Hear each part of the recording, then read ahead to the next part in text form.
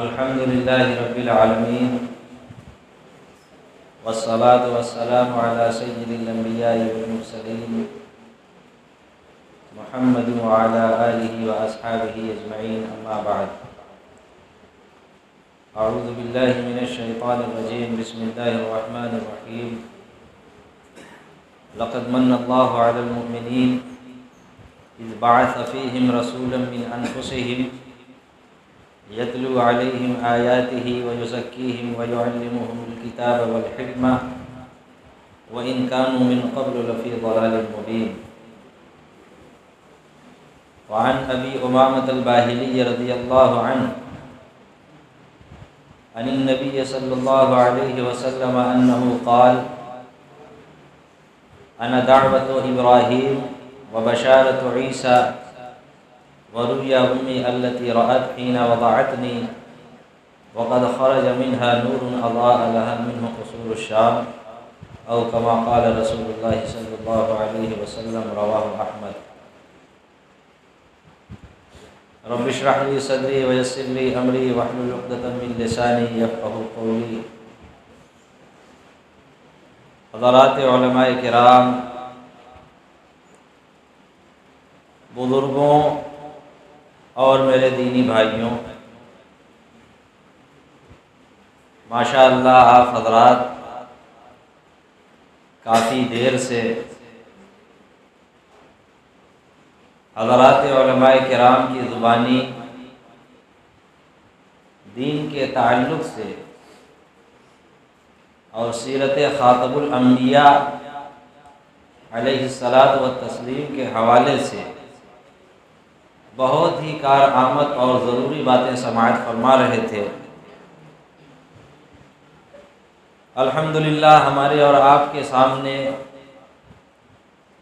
جھوٹ کے تعلق سے، دھوکہ دڑی کے تعلق سے، وعدہ خلافی کے تعلق سے، اسی طریقے سے امانت میں خیانت کے تعلق سے، اور حضرات صحابہ کرام رضوان اللہ تعالی علیہم اجمعین کی حضرت نبی اکرم صلی اللہ علیہ وسلم کے ساتھ جانثاری اور وفاداری کے تعلق سے،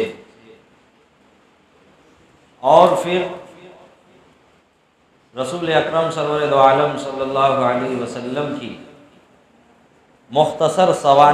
مختصر لیکن بہت ہی کارآمد سوانح، یہ ساری باتیں ہم سب کے سامنے آئی.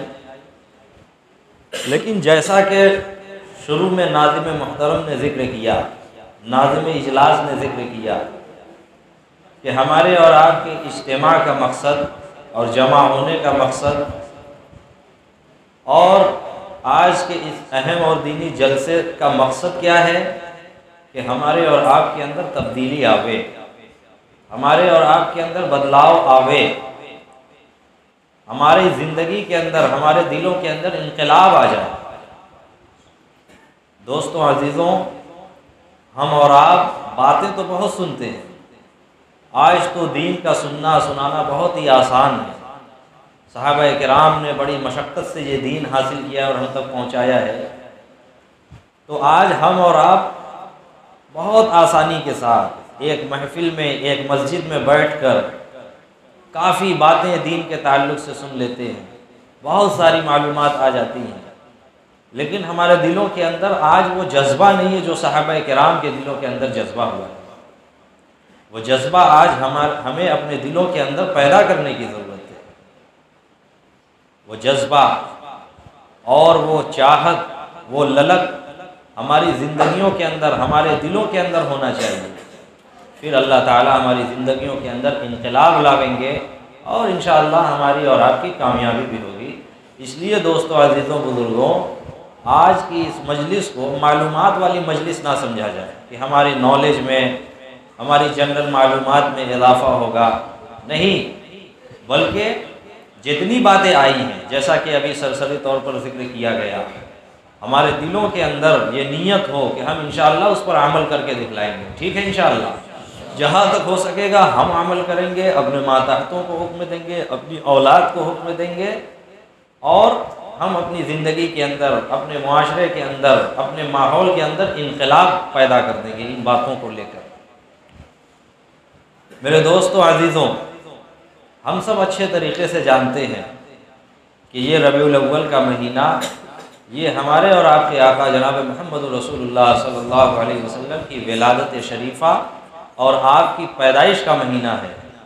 اور ہمیں یہ بھی معلوم ہونا چاہیے کہ یہ مہینہ جہاں آپ کی پیدائش کا مہینہ ہے، ساتھ ہی ساتھ یہ مہینہ یہ رسول اکرم سرور دو عالم صلی اللہ علیہ وسلم کے وصال کا بھی مہینہ ہے۔ اسی ربیع الاول کے مہینے میں علماء کا اس بات پر اتفاق ہے کہ اسی ربیع الاول کے مہینے میں دوشنبہ یعنی سوموار کے دن، ربیع الاول کے مہینے میں سوموار کے دن رسول اللہ صلی اللہ علیہ وسلم کی ولادت شریفہ ہوئی ہے، آپ دنیا کے اندر تشریف لائے ہیں۔ اور علماء کا اس بات پر بھی اتفاق ہے کہ اسی ربیع الاول کے مہینے میں اور وہی دوشنبہ یعنی سوموار یا کہہ لیجئے پیر کے دن رسول اللہ صلی اللہ علیہ وسلم کا اس دار فانی سے وصال ہوا۔ رہ گئی یہ بات کہ آپ کی ولادت کی تاریخ کیا ہے اور آپ کی وفات کی تاریخ کیا ہے، تو اس بارے میں علماء کے مختلف قول ہیں۔ ولادت کے تعلق سے علماء کے 5 قول ملتے ہیں کتابوں کے اندر۔ بعض علماء نے فرمایا کہ 2 ربیع الاول کو ولادت ہوئی، بعض نے 8 کا قول نقل کیا، بعض نے 9 کا، بعض نے 10 کا، اور بعض نے 12 کا قول نقل کیا ہے۔ یہ 5 قول ملتے ہیں رسول اللہ صلی اللہ علیہ وسلم کی پیدائش کے تعلق سے۔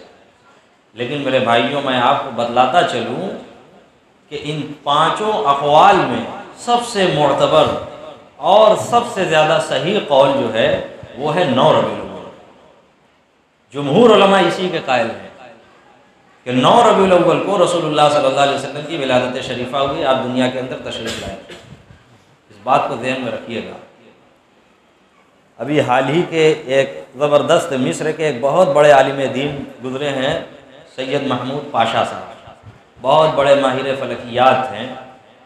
انہوں نے اپنی کتاب کے اندر چیلنج سے یہ بات کہی، دعوے سے یہ بات کہی کہ رسول اللہ صلی اللہ علیہ وسلم کی پیدائش 9 ربیع الاول کو ہوئی ہے۔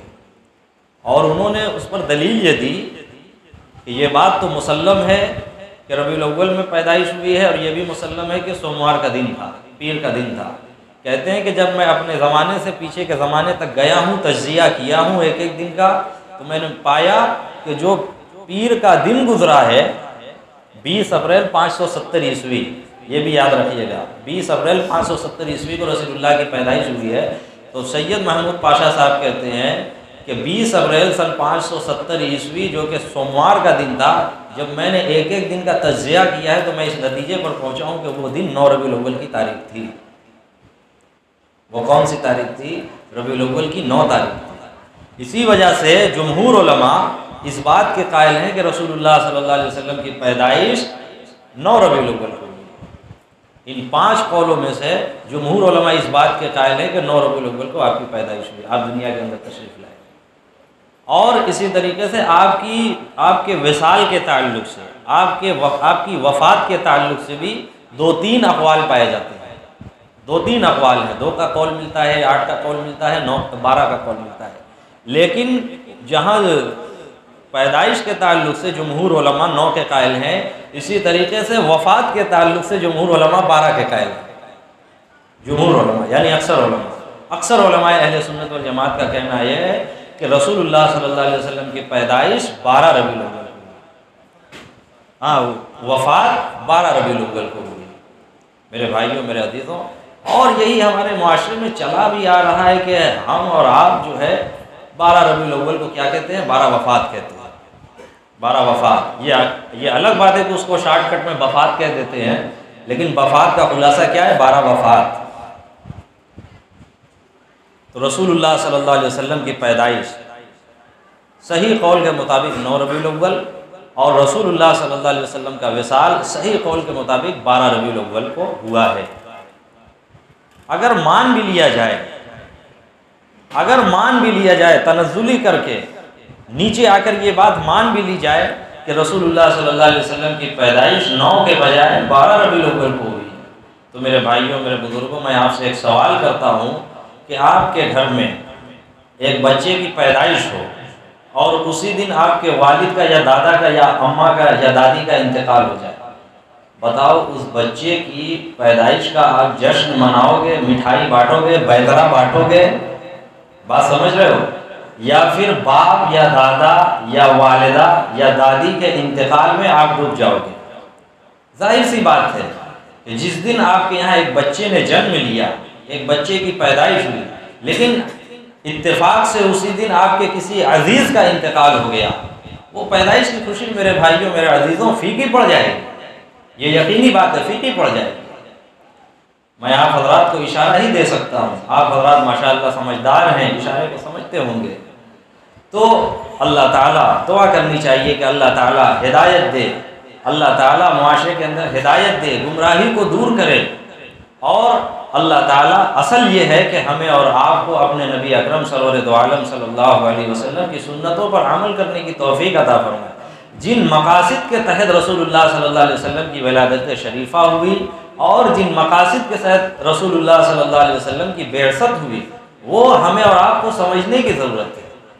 رسول اللہ صلی اللہ علیہ وسلم سے عشق اور محبت یہ نہیں ہے میرے بھائیوں، میرے عزیزوں، کہ سال کے کچھ دن کو خاص کر لیا جائے، ایک دو دن کو خاص کر لیا اور اس دن جو ہے ہم جشن منا رہے ہیں، اچھل رہے ہیں، کود رہے ہیں، لیکن سال کے جو باقی کے ایام ہیں ان ایام میں ہماری محبت کا یہ حال ہے کہ اذان ہوتی ہے مسجد تک ہم نہیں آتے، اور جیسا کہ بیان کیا گیا کہ محبت کا یہ حال ہے ہم کاروبار کرتے ہیں اور کاروبار کے اندر دھوکہ دیتے ہیں، محبت کا یہ حال ہے کہ پڑوسیوں کے حقوق کو ادا نہیں کرتے، محبت کا یہ حال ہے کہ اپنے ماں باپ کو پریشان کیے ہو، محبت کا یہ حال ہے جیسا کہ بیان کیا گیا خیرکم خیرکم لأہلہ، کہ محبت کا یہ حال ہے، اللہ کے نبی نے فرمایا کہ اپنی بیوی کے ساتھ، اپنے گھر والوں کے ساتھ بہترین بنو، لیکن آج ہمارا حال یہ ہے کہ دوسروں کے ساتھ اچھے بنے رہتے ہیں، لیکن جب گھر کے اندر جاتے ہیں تو اپنی اولاد کے سامنے، اپنی بیوی کے سامنے گالی سے ہم بات کرتے ہیں۔ کیا یہی عشق ہے؟ کیا یہی محبت ہے رسول اللہ صلی اللہ علیہ وسلم سے کہ ہم باطن میں کچھ رکھیں اور ظاہر میں کچھ رکھیں؟ کیا یہی عشق اور محبت ہے کہ دنوں کو خاص کر دیا جائے، ایام کو خاص کر دیا جائے، اور باقی کے سارے سال اور پورے دن اور پورا ایام، سال کا پورا 364 دن، 363 دن، 362 دن ہمارا ایسا گزرے کہ ہم رسول اللہ صلی اللہ علیہ وسلم کو ناراض کر کر زندگی گزاریں، آپ کی نافرمانی میں زندگی ہم گزاریں، آپ کی سنتوں کا مذاق اڑائیں، آپ کے بتائے ہوئے طریقے پر نہ چلیں؟ یہ ہمیں اور آپ کو غور کرنے کی ضرورت ہے میرے بھائی۔ دیکھو یاد رکھو میرے عزیزوں، اللہ تبارک و تعالیٰ نے صحابہ کرام کی زندگی ہمارے سامنے رکھی، ہم صحابہ کرام کی زندگی کو دیکھیں۔ دیکھو یہ صحابہ کرام یہ بڑے سادے مزاج لوگ تھے، ان کا جو باطن تھا وہی ان کا ظاہر تھا، جو ظاہر تھا وہی باطن تھا، بہت سادگی کے ساتھ یہ زندگی گزارتے تھے۔ آج ہماری طرح تام جھام والے نہیں تھے یہ صحابہ کرام، روکھا سوکھا کھاتے تھے، جو ظاہر تھا وہی باطن تھا، جو باطن تھا وہی ظاہر تھا، بہت سیدھے سادے لوگ تھے، لیکن میرے بھائیوں نبی اکرم صلی اللہ علیہ وسلم سے سچی محبت کرنے والے تھے۔ جیسا کہ غزوہ احد کا ایک واقعہ آپ حضرات کے سامنے ذکر کیا گیا حضرت ابو دجانہ کے حوالے سے، کیا ادب تھا اور کیا عشق تھا، کیا محبت تھی رسول اللہ صلی اللہ علیہ وسلم سے۔ یہ صحابہ کرام سچے عاشق تھے رسول اللہ صلی اللہ علیہ وسلم سے، رسول اللہ صلی اللہ علیہ وسلم کے سچی محبت کرنے والے تھے رسول اللہ صلی اللہ علیہ وسلم سے۔ صحابہ کرام کو آج کی طرح ریاکاری نہیں کرنی پڑتی تھی، گلیوں اور سڑکوں پر ریاکاری کا مظاہرہ نہیں کرنا پڑتا تھا صحابہ کرام کو، انہوں نے دل سے رسول اللہ کی محبت کو اپنایا تھا، بات کو سمجھیے گا، دل سے اپنایا تھا اور اپنے اعمال سے اس محبت کا اظہار کرتے تھے، اپنے اعمال سے اس محبت کا اظہار کرتے تھے۔ آج ہمارے اور آپ کی طرح ریاکار نہیں تھے، اعلان کرتے اور چلاتے نہیں پھرتے تھے کہ ہم ہی ہیں، ہم ہی ہیں، ہم ہی ہیں عاشق رسول، نہیں، صحابہ کرام رسول اللہ صلی اللہ علیہ وسلم کا حکم آتا تھا، آپ کا فرمان آتا تھا، اس پر مر مٹنے کے لیے تیار ہوتے، ریاکار نہیں تھے۔ اس لیے دلوں سے ریاکاری نکالو، یہ ریاکاری یہ بڑی خطرناک بیماری ہے۔ علماء حضرات یہاں پر موجود ہیں، جانتے ہیں کہ رسول اللہ صلی اللہ علیہ وسلم نے اس ریاکاری کو بڑا خطرناک گناہ سے تعبیر کیا۔ ریاکاری یہ بڑی خطرناک بیماری ہے، اس ریاکاری سے اپنے آپ کو بچانے کی ضرورت ہے۔ دلوں کے اندر، ایک مومن کے دل کے اندر، ایک مومن بندے کے دل کے اندر ریاکاری نہیں ہونی چاہیے، اس لیے اپنے آپ کو ریاکاری سے بچاؤ۔ جو ظاہر ہے وہی آپ کا باطن ہونا چاہیے، جو باطن ہے وہی آپ کا ظاہر ہونا چاہیے۔ دل کے اندر رسول اللہ صلی اللہ علیہ وسلم سے محبت ہے، اعمال کر کے دکھلاؤ۔ محبت ہے، روزانہ 5 وقت کی اذان ہو رہی، مسجد کے اندر آؤ۔ محبت ہے دل کے اندر رسول اللہ صلی اللہ علیہ وسلم سے، ماں باپ کی خدمت کر کے دکھلاؤ۔ محبت ہے رسول اللہ صلی اللہ علیہ وسلم سے دل کے اندر سچی، تو پھر کیا ہے کہ غریبوں کی مدد کرنے والے بنو، بے سہاروں کا سہارا بن کر دکھلاؤ، یتیموں کی پرورش کرنے والے بنو، بیواؤں کا ساتھ دینے والے بنو۔ آج بتلائیے ہمارے برادری کے اندر، ہمارے محلے کے اندر، ہمارے معاشرے کے اندر کتنے ایسے لوگ ہیں، کتنے ایسے نادار اور جو ہے غریب قسم کے لوگ ہیں کہ گھر کے اندر جوان بیٹی موجود ہے۔ ماشاءاللہ ہم مالدار ہیں، اللہ نے ہمیں مالدار بنایا ہے، ہم چاہیں تو اس غریب کی مدد کر سکتے ہیں، اس کی بیٹی کا بیاہ کرا سکتے ہیں، اس کی بیٹی کے ہاتھ میں مہندی لگ سکتی ہے، اس کی شادی کی، اس کی ڈولی اٹھ سکتی ہے۔ لیکن میرے بھائی آج ہماری دولت یہ ہم جو ہے اپنے اوپر خرچ کرتے ہیں، اپنی دولت اپنے اوپر خرچ کرتے ہیں اور اسی کی فکر رہتی ہے، پڑوس میں کیا ہو رہا ہے، محلے کے اندر کیا ہو رہا ہے، اس کی کوئی فکر نہیں۔ مدارس یہ دین کے قلعے مانے جاتے ہیں، اور 1-2 لاک ڈاؤن کے بعد مدرسوں کی حالت بڑی خستہ ہے۔ ہم سب کو اچھے طریقے سے معلوم ہے، میڈیا کے ذریعے سے، اخبارات کے ذریعے سے، ہمارے اکابر علماء کی طرف سے آواز بھی لگائی گئی کہ یہ ضرورت ہے، وقت کی ضرورت ہے کہ ہم مدرسوں کی مدد کریں، مدرسوں کی مدد کریں، اس لیے کہ یہ مدارس دین کے قلعے ہیں۔ اگر یہ باقی رہیں گے تو دین باقی رہے گا، اگر ہم اس کی فکر نہیں کریں گے تو پھر کیا ہے کہ رفتہ رفتہ دین رخصت ہو جائے گا۔ ساری باتیں ہم جانتے ہیں، ہمارے اپنے بنارس کے اندر، اطراف کے اندر نہ جانے کتنے مدارس چل رہے ہیں، لیکن چندے کے نام پر اور اللہ کے راستے میں جب مدد کرنے کی نوبت آتی ہے تو ہم ہاتھ پیچھے کر لیتے ہیں۔ ہاتھ کیا کرتے ہیں میرے بھائیوں، میرے عزیزوں، ہاتھ پیچھے کر لیتے ہیں۔ ہمارے پاس 10-10 لاکھ 20-20 لاکھ روپیہ اپنے نوجوان لڑکے اور لڑکیوں کی شادی پر خرچ کرنے کے لیے ہے، بیجا فضول رسومات کے اندر اور بیجا تقریبات کے اندر خرچ کرنے کے لیے رقم ہمارے پاس موجود ہے، لیکن میرے بھائیوں میرے عزیزوں مدارس میں اپنا مال لگا دینے کا پیسہ ہمارے پاس نہیں ہے۔ جہاں پر مال لگ گیا تو وہ مال ہمارے لیے صدقہ جاریہ بن سکتا ہے، جیسا کہ اللہ کے نبی نے فرمایا، اور وہ مال کیا ہے کہ ہمارے لیے نجات کا ذریعہ بنے گا، اور اس مال کے ذریعے سے نوجوان نئی نسل تیار ہوگی جو آپ کے دین کی اور پیارے نبی صلی اللہ علیہ وسلم کے لائے ہوئے پیارے دین کی حفاظت کرے گی۔ ہم کہاں جا رہے ہیں ذرا سوچیں، اپنی زندگی کا جائزہ لیں، ہم کس رخ پر جا رہے ہیں۔ اللہ نے مال بہت دیا ہے، بہت زیادہ، آج تو آسانی کا زمانہ ہے ماشاءاللہ، کتنا ہم مال کماتے ہیں، پیسہ کماتے ہیں، لیکن صحیح مصرف میں اس کو خرچ نہیں کرتے۔ اس لیے اگر رسول اللہ صلی اللہ علیہ وسلم سے سچی محبت ہے، آپ کی تعلیمات کی فکر ہے، آپ کی سنتوں کی فکر ہے، تو میرے بھائیوں میرے عزیزوں اس مال کو جو ہے خیر کے کاموں میں لگانا سیکھو، خیر کے کاموں میں لگانا سیکھو۔ یہ جو بیجا خرافات پر اور فضول خرچی جو ہم مالوں کے ذریعے سے کر رہے ہیں، ہم اپنے آپ کو روکنے والے بن جائیں، اپنے آپ کو روکنے والے بن جائیں اور دین کے کاموں میں اپنے مال کو لگائیں۔ بنارس کے اندر اس کی بہت کمی ہے، اور دوسرے شہروں کے اندر ماشاءاللہ اللہ نے لوگوں کو جذبہ دیا ہے، دین کے نام پر لوگ خرچ کرتے ہیں اور شوق سے حصہ لیتے ہیں، لیکن بنارس کی سرزمین اس معاملے میں بہت پیچھے ہے۔ اس لیے شوق سے حصہ لیا کرو، کوئی آپ کے پاس آیا کرے، اللہ رسول کا حوالہ دیا کرے، اس کے اندر آپ بڑھ چڑھ کر حصہ لیا کرو، اور آپ کے اندر یہ ہونا چاہیے کہ یہی سب پیسہ کام آنے والا ہے، یہی سب پیسہ آپ کی قبر میں، حشر میں اور آخرت میں کام آنے والا ہے۔ کل قیامت کے دن حدیث کے اندر اللہ کے نبی صلی اللہ علیہ وسلم نے فرمایا کہ کل قیامت کے دن اللہ تبارک و تعالیٰ جہاں انسانوں سے بہت سے سوال کریں گے، 2 اہم سوال یہ کریں گے کہ بتا مال کہاں سے کمایا اور کہاں خرچ کیا۔ یہ 2 مستقل سوال ہوگا۔ پہلا سوال بتا مال کیسے کمایا، کہاں سے کمایا، حلال طریقے سے کمایا یا حرام طریقے سے، یہ ایک مستقل سوال ہوگا۔ دوسرا سوال یہ ہوگا کہ کہاں خرچ کیا، کہاں خرچ کیا۔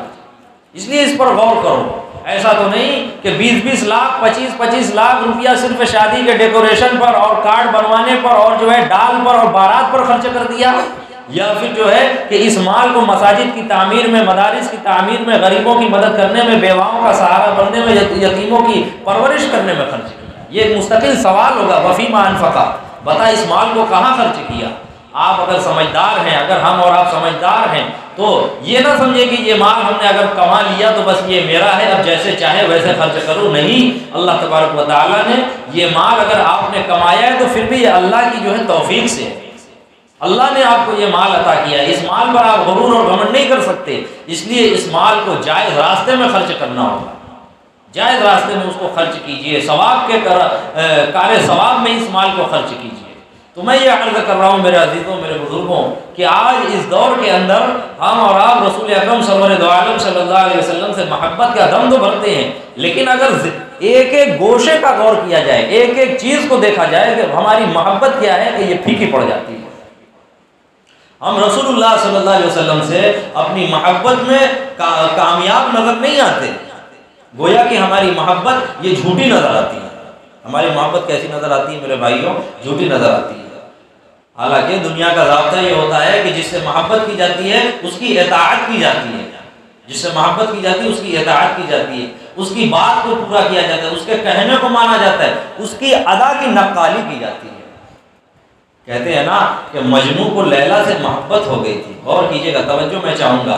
مجنوں کو لیلا سے محبت ہو گئی تھی، لیکن آپ نے یہ بات بھی کتابوں کے اندر پڑھی ہوگی اور بڑوں سے سنا ہوگا یا اپنے محلے میں اور لوگوں سے سنا ہوگا کہ مجنوں کو جب لیلا سے محبت ہوئی تھی تو مجنوں جو ہے لیلا کی ایک ایک ادا کا بھی دیوانہ ہو گیا تھا.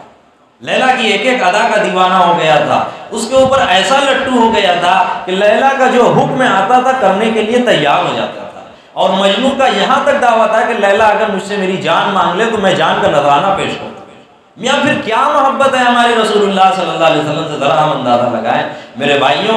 لیلا مجنوں کی محبت جس پر تو فلمیں بنی، افسانے بنے، ناول بنی، ہے کہ نہیں؟ لیکن یہ تو مجازی محبت ہے، یہ جھوٹی محبت ہے، یہ فنا ہونے والی محبت ہے. اللہ اور رسول کی جو محبت ہوتی ہے میرے بھائیوں، یہ عشق حقیقی ہوتا ہے. محبت ہے کہ نہیں؟ صحیح کہہ رہا ہوں کہ نہیں؟ یہ حقیقی عشق ہوتا ہے اللہ سے اور اس کے رسول سے. یہ حقیقی محبت ہوتی ہے اللہ سے اور اس کے رسول سے. آج نوجوانوں کا کیا حال ہے کہ دنیا کے اندر غیر محرم لڑکیوں سے دل لگائے بیٹھے ہیں، غیر محرم لڑکیوں سے دل لگائے بیٹھے ہیں، اور رات کو 2-2 بجے رات تک، 3-3 بجے رات تک موبائل پر غیر محرم لڑکیوں سے باتیں کرتے ہیں، اپنی ناجائز خواہشات پوری کرتے ہیں، اپنی شہوت پوری کرتے ہیں، اپنی نفسانی خواہشات پوری کرتے ہیں بات کے ذریعے سے یا کہہ لیجیے اور بھی طریقے سے. لیکن میرے بھائیوں، نوجوانوں، یاد رکھو یہ محبت حقیقی محبت نہیں ہے، یہ فنا ہونے والی محبت ہے. یہ فنا ہونے والی محبت ہے.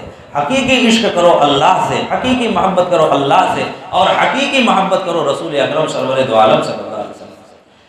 پیارے نبی صلی اللہ علیہ وسلم سے محبت ہوگی، یہ محبت آپ کو قبر میں بھی کام آئے گی، حشر میں بھی کام آئے گی، آخرت میں بھی کام آئے گی، جنت میں بھی کام آئے گی. اور اگر عشق مجازی کے اندر ہمارے نوجوان بھائی مبتلا ہوں گے تو یہ محبت ناکامی کا ذریعہ ہے. مت پڑھو فلموں کے اوپر، مت دیکھو فلموں کے ڈائلاگ کہ محبت اندھی ہوتی ہے. مت غور کرو فلموں کی باتیں، چھوڑ دو ساری چیزیں. یہ آپ کو دھوکہ دیا جا رہا ہے، آپ کو پھنسایا جا رہا ہے کہ محبت اندھی ہوتی ہے، محبت کا کوئی دھرم نہیں ہوتا. اس طرح کے ڈائلاگ اور اس طرح کے باتوں کے ذریعے سے ہمارے مسلم نوجوانوں کو بگاڑا جا رہا ہے، معاشرے کو خراب کیا جا رہا ہے. میرے بھائیوں، میرے عزیزوں، ان سب چیزوں سے معاشرہ بگڑتا ہے. معاشرہ بنتا نہیں ہے، معاشرہ بگڑتا ہے. اس لیے عشق حقیقی کیا جائے، عشق حقیقی کیا جائے رسول اللہ صلی اللہ علیہ وسلم سے اور پیارے خدا سے اور پیارے نبی سے عشق حقیقی کیا جائے. دنیا کی جو محبت ہوتی ہے، جو نوجوان لڑکیوں سے کی جاتی ہے، یہ سچی محبت نہیں ہوتی، یہ دھوکے والی محبت ہوتی ہے. اللہ کے نبی صلی اللہ علیہ وسلم نے فرمایا، ایک حدیث ابھی میرے ذہن میں آ گئی، فرمایا کہ لم ترى المتحابین مثل النکاح او کما قال. اس طرح کی روایت ہے، مشکاۃ شریف کے اندر بھی موجود ہے. فرمایا رسول اللہ صلی اللہ علیہ وسلم خوشی خوشی اپنی بیوی کی جو جائز خواہشات ہوتی ہے اس کو پورا کرتا ہے. یہ کیا ہے؟ یہ وہی محبت کا تقاضا ہے، اور یہ وہی محبت ہے جس کو اللہ کے نبی صلی اللہ علیہ وسلم نے فرمایا لم ترى المتحابین مثل النکاح او کما قال. یہ اسی حدیث کا نتیجہ ہے. پیارے نبی صلی اللہ علیہ وسلم کی ایک ایک بات سچی ہے، ایک ایک بات حقیقت پر مبنی ہے. ہماری اور آپ کی بات جھوٹی ہو سکتی ہے میرے بھائیوں، میرے عزیزوں، لیکن نبی اکرم صلی اللہ علیہ وسلم کی بات یہ پتھر کی لکیر اڑا کرتی ہے.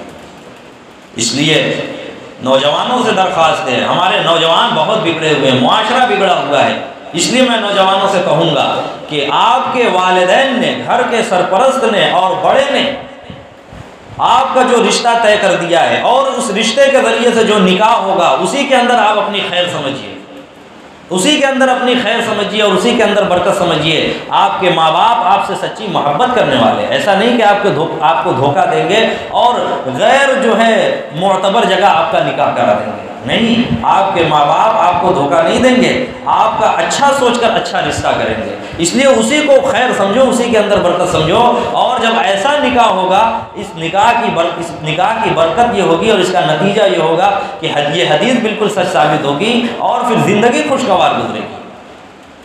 اور فلمیں دیکھ کر اور اخبارات پڑھ کر، ناول پڑھ کر اور نہ جانے دوسرے افسانے پڑھ کر یہ جو دلوں کے اندر دوسرے جذبات پیدا کر لیے گئے ہیں، اور جو ماں باپ سے جو ہے دھڑلے سے کہہ دیا جا رہا ہے کہ میرا رشتہ نہیں طے کرنا، میں فلاں لڑکی سے محبت کرتا ہوں، اسی سے شادی کروں گا، میرے بھائی یہ سب دھوکے کی چیز ہے۔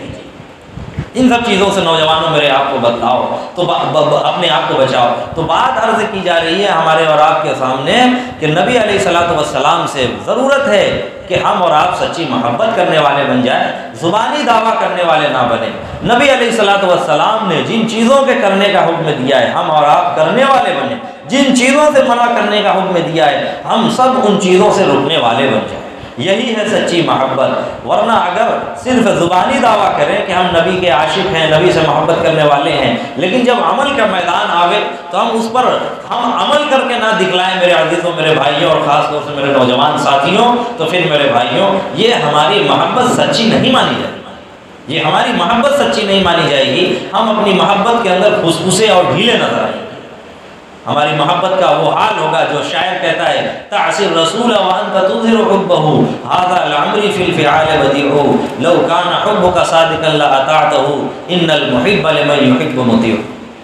شاعر کہتا ہے کہ تم رسول کی نافرمانی کرتے ہو صلی اللہ علیہ وسلم، وانت تظہر حبہ، اور رسول سے محبت کا دم بھرتے ہو، ھذا لعمری فی الفعال بدیع، میری زندگی کی قسم، خدا کی قسم، یہ بڑا عجیب معاملہ ہے، دنیا کے اندر ایسا نہیں ہوتا۔ کیوں؟ اس لیے کہ دنیا کا ضابطہ ہے کہ دنیا کے اندر جو جس سے محبت کرتا ہے، لو کان حبک صادقا لاطعته، دنیا کے اندر جو جس سے محبت کرتا ہے اس کی فرما برداری کرتا ہے، اس کی اطاعت کرتا ہے، اس کی باتوں کو مانتا ہے۔ ان المحب لمن يحب مطیع، اس لیے کہ محبت کرنے والا اپنے محبوب کا فرما بردار ہوتا ہے، محبت کرنے والا اپنے محبوب کا فرما بردار ہوتا ہے۔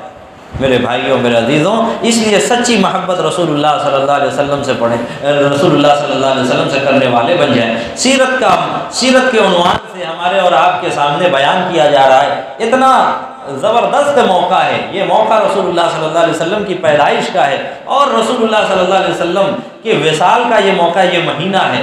ہمیں اور آپ کو یہ ضرورت ہے، یہ وقت کا تقاضا ہے، ہمارے اور آپ کے سامنے رسول اللہ صلی اللہ علیہ وسلم کی پوری زندگی ہونی چاہیے، پوری زندگی ہونی چاہیے۔ ہم سیرت کا مطالعہ کریں، نبی اکرم صلی اللہ علیہ وسلم کے بارے میں جانیں کہ آپ کی زندگی کیا گزری ہے، آپ سے پہلے عرب کے کیا حالات تھے، آپ کی عین پیدائش سے پہلے دنیا کے اندر کیا انقلاب ہوا، اور آپ کی پیدائش کے بعد آپ کا بچپنا کیسے گزرا، آپ کی جوانی کیسے گزری، اور آپ عرب کے معاشرے کے اندر آپ کے احوال کیا تھے، کس عمر میں آپ نبی بنائے گئے، اور نبوت سے پہلے کی زندگی آپ کی کیسی ہے، اور غار حرا کے اندر آپ کے اوپر کیسے وحی ہوگی، رسول اللہ صلی اللہ علیہ وسلم کی کتنی ازواج مطہرات ہیں، کتنی اولادیں ہیں، آپ نے کتنے غزوات کیے، کتنے آپ نے حج کیے، کتنے عمرے کیے، اور کن حالات میں رسول اللہ صلی اللہ علیہ وسلم دنیا سے تشریف لے گئے، یہ ساری چیزیں ہمیں اور آپ کو جاننے کی ضرورت ہے میرے بھائیوں۔ یہ ہے عشق کا اور محبت کا خلاصہ، اور یہ عشق کا اور محبت کا حاصل۔ ہمیں اگر اپنے نبی سے محبت ہے اور عشق ہے تو ان کے بارے میں جاننے کی فکر کرنی ہے۔ آج اللہ معاف کرے ہمارے اور آپ کے پاس روزانہ 100 روپئے پان کھا کر تھوکنے کا پیسہ ہے، ہاں یہ بات مجھے کہنے دیجئے، 100 روپئے پان کھا کر تھوکنے کا پیسہ ہے، جس سے کوئی صحت نہیں بنتی۔ لیکن میرے بھائیوں، میرے عزیزوں، 100-150 روپیہ اس کا ہمارے پاس پیسہ نہیں ہے کہ ہم کتب خانوں سے جا کر دین کی کتابیں خریدیں، علماء کرام کی سیرت پر لکھی ہوئی کچھ کتابیں خرید لیں اور لا کر گھر میں پڑھیں، تاکہ رسول اللہ سے سچا عشق دل کے اندر جاگے، اور گھر کے اندر تعلیم کا ہم ماحول بنائیں، اس کی ہمیں فکر نہیں ہے۔ یہ ہے ہمارا عشق اور یہ ہے ہماری محبت۔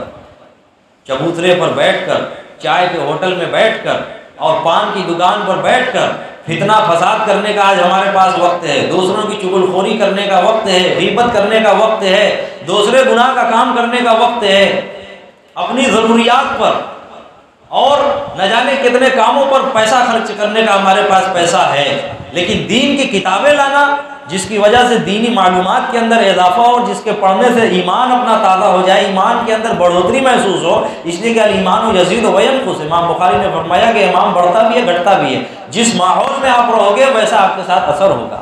اگر آپ دینی ماحول میں رہو گے تو آپ انشاءاللہ محسوس کرو گے کہ آپ کا ایمان بڑھ رہا ہے، ایمان کے اندر ترقی محسوس کرو گے، اور اگر گندے ماحول میں آپ رہو گے تو وینقص بھی ہوگا، آپ کے ایمان کے اندر کمی محسوس ہوگی آپ کو۔ تو اس لیے یہ سب کام کرنے کے ہیں، دینی کتابیں گھروں کے اندر رکھنی ہوگی اور ان کو پڑھنا ہوگا، پڑھانا ہوگا، گھروں کے اندر تعلیم کو زندہ کرنا ہوگا، صحابہ کرام کے واقعات کو پڑھنا ہوگا، نبی اکرم صلی اللہ علیہ وسلم کی حدیثوں کو سننا ہوگا، سنانا ہوگا، ازواج مطہرات کے بارے میں جاننا ہوگا، حکایات صحابہ پڑھنا ہوگا، پڑھانا ہوگا، اس کی تعلیم کرنی ہوگی، اور ساتھ ہی ساتھ اپنے بچوں کو محنت کرنی ہوگی، اس سے ہم سچے دل سے محنت کریں، اور ایک تو خود جو ہے ہم دین پر چلنے کی فکر کریں، عمل پیرا ہوں، اور جو ہمارے ماتحت ہیں، ہمارے بچے، بیوی، بچے، ہم ان کی بھی فکر کریں، ان کو بھی دین سکھلائیں اور ان کو بھی دین کی دعوت دیں۔ اس لیے کہ حدیث کے اندر آتا ہے کہ کلکم راعٍ وکلکم مسئول عن رعیتہ، تم میں سے ہر ایک نگراں ہے اور کل قیامت کے دن اس سے اس کی ذمہ داری کے بارے میں پوچھا جائے گا، ہر ایک ذمہ دار ہے۔ تو جو باپ ہے دنیا کے اندر، جو لوگ نگراں بنائے گئے ہیں، ذمہ دار بنائے گئے ہیں، مثال کے طور پر ایک باپ ہے، اس کی اولاد اس کے ماتحت ہے، ایک شوہر ہے، اس کی بیوی اس کے ماتحت ہے، کل قیامت کے دن اللہ تبارک و تعالیٰ اس سے پوچھیں گے، سوال کریں گے کہ تو نماز پڑھتا تھا، حصہ لیتا تھا، لیکن تیری بیوی گھر کے اندر نماز نہیں پڑھتی تھی، موبائل پر گناہ کا کام کرتی تھی، تو نماز پڑھتا تھا۔